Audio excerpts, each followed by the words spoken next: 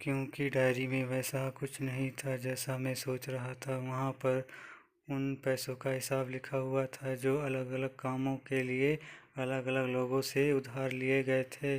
उस लिस्ट में कंप्यूटर के नाम पर भी पैसे लिए गए थे।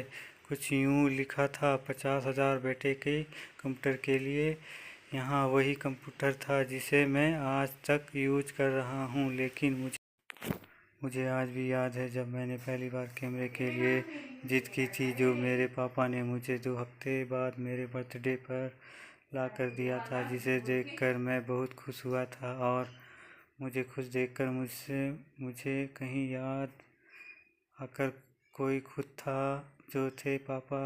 अब मेरे चेहरे से गुस्सा एकदम गायब हो चुका था। जब मैंने आगे का पन्ना पलटा तो वहाँ पर कुछ पहली जो विश थी उसमें जो लिखा हुआ था अच्छे जूते पहनना। यह बात मेरी कुछ समझ नहीं आई। तभी मेरा पाँव अचानक सड़क पर भरे हुए पानी पर जा पड़ा और तभी मेरे पाँव में कुछ गीलीपन होने का एहसास हुआ। जब मैंने जूता उतार कर देखा तो उसका तला टूटा हुआ था। यह देखकर मुझे डायरी में लिखी बात याद आ गई।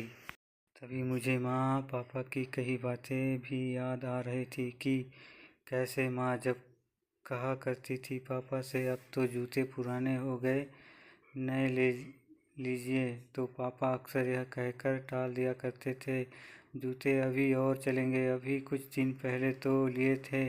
मुझे आज समझ आ रहा था कि कितने दिन और चलेगा। साथ यह भी समझ आ रहा था कि पापा पर्स को क्यों छुपा कर रखते थे।